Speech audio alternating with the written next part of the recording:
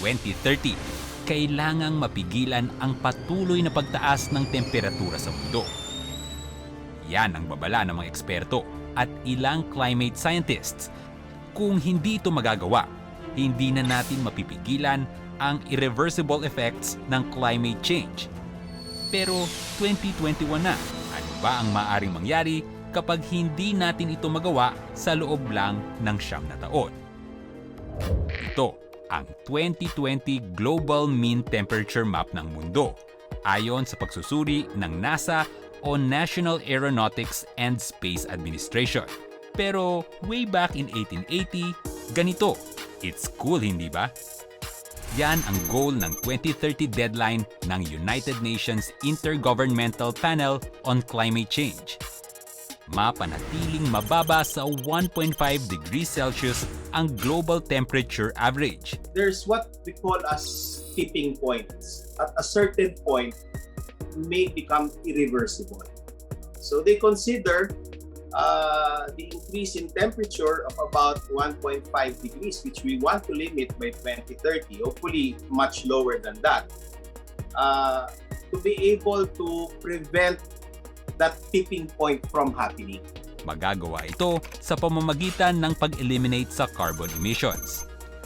Ang mga malalaking bansa gaya ng China, United States, India at Russia na nangunguna sa carbon dioxide emission ay sila ring dapat na mangunang magbawas ng emissions ayon sa mga eksperto upang mas maging epektibo ang plano. We should encourage them to do those things because the effect, the net effect, will not be limited to their countries. It affects the entire world. Si President Joe Biden ng US sinabing America is back sa laban kontra climate change nang muli itong sumali sa Paris Agreement o ang kasunduang nagtatakda sa 195 countries na mag-reduce ng carbon emissions by 50% at panatilihing mababa ang global temperature. Maaalalang hindi ito sinuportahan ng dating administrasyon ni Trump. Kaya ngayon, nanindigan si Biden na babawasan ng Amerika ang greenhouse gas emissions nito ng kalahati bago ang taong 2030. In our campaign for climate justice, kayo ang major contributors nito at kayo dapat ang magpasimuno ng effort talaga. And one of that is also assisting tayo as one of the developing countries to improve on our way of living para naman hindi din tayo makapag-contribute in the future. Ang China naman, babawasan na rin ang kanilang coal consumption. Pero hindi lang ito ang magagawa ng big countries. Hindi lamang sa pag-reduce, pagbawas ng greenhouse gas emission ang magagawa nila. Dahil na rin sa malaki din ang kanilang mga resources na maaaring ibigay, maaaring maging ayuda sa mga maliliit na bansa. Sa pamamagitan nito, napapanatili rin ang natural state ng Earth. Pero kapag by 2030, hindi ito nagawa. Hindi nangangahulugang sasabog na ang mundo sa sobrang init. Pero ayon sa mga siyentipiko, maaaring magkakaroon ng irreversible damage sa mundo. Ibig sabihin, magdudulot ang climate change ng mga kalamidad at pangyayaring hindi na maaaring solusyonan pa. Extreme weather means extreme damage.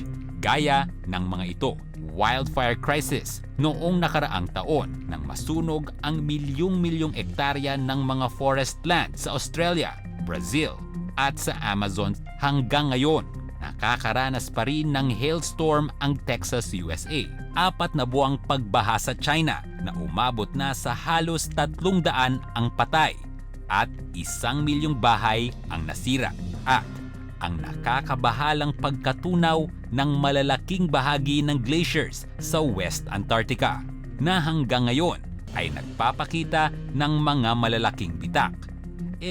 Ano naman ang kinalaman ng Pilipinas dito? Malaki. When the ice in the poles melt, they would increase the sea level. Okay? They would warm the oceans as well. When you have warmer oceans, nag-iiba na yung climate natin. Pag nag-iiba yung climate, it may affect biodiversity. There will be acidification of the ocean. It will affect, and when the ecosystem is affected, it affects us because we are part of the ecosystem. Ayon sa German Watch Global Climate Risk Index 2021, pang-apat sa top 10 countries na lubhang nasalanta ng extreme weather events dulot ng pagbabago sa klima ang Pilipinas sa time period na 2000 to 2019. Kung magpapatuloy ang climate change by 2030, worse than these figures ang aabuti natin. Noong nakaraang taon lang din, halos hindi na nagpahinga ang bansa dahil sa sunod-sunod na mga bagyong nasa kategory ng super typhoon. Kaya, ang Climate Change Commission ng Pilipinas mas nakaangkla sa kahandaan ng bansa ang action plan. Ang contribution lang ng Pilipinas is actually 0.03% on the average of total global emissions. Sabihin na natin zero emission tayo. It doesn't necessarily mean we're not exposed to the impacts of climate change. So patuloy pa rin yan. We are still on the path of doing mitigation programs. Of course, out of adaptation, Goal ng Pilipinas na by the year 2028 nakakasabay na sa pagbabagong nangyayari dulot ng climate change ang bawat komunidad. Pero kabilang pa rin naman sa mga key priorities ng bansa ang climate smart industries and services at sustainable energy na siya ring gustong pagtuunan ng pansin ng 2030 deadline para ma-achieve ito. We need to act according to our commitment, and we need to act as well according to the justice we're dinedemand natin. Saan yung katarungan ng pagtulong, tayo naman na hindi na naman natin tinutulungan ating sarili sa pamamagitan ng pag-open pa rin ng mga coal-fired power plants, pagsulong ng mga fake na solutions. So pag sinabi natin fake na solutions, hindi siya nature-based solutions. Kaya ngayon pa lang daw ay dapat nagbabawas na ang mga tao sa paggamit ng mga bagay na nagdudulot ng mataas na level ng carbon dioxide emissions at kung maaari ay pagtigil sa paggamit ng carbon-reliant energy, gaya na lang ng fossil fuels na coal, oil at natural gas na merong high carbon intensity. Kaya ang pagkakaroon ng mga alternative energy sources gaya ng solar power, wind at hydro-powered energies ang isa sa nakikitang malaking solusyon. sa energy sector naman, we have the renewable energy, okay? The shifting towards renewable energy.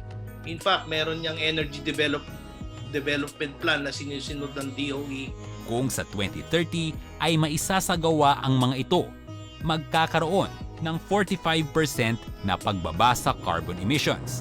Ibig sabihin, mababawasan rin ang global warming dulot nito.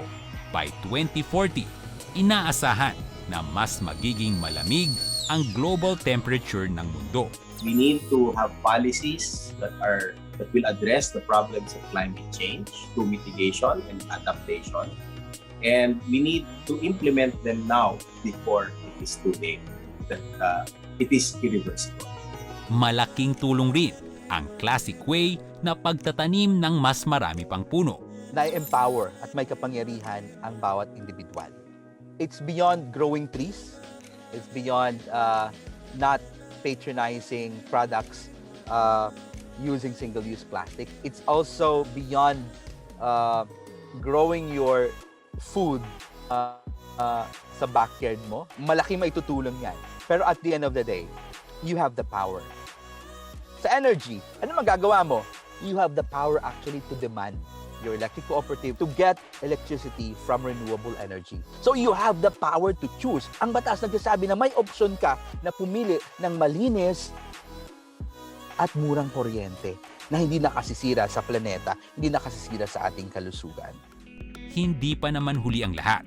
Dahil tandaan, ang pinakamalaking pagbabago para sa ikabubuti ng mundo Nasa kamay rin nating mga tao. Ako si Regit Antonio para sa GMA News.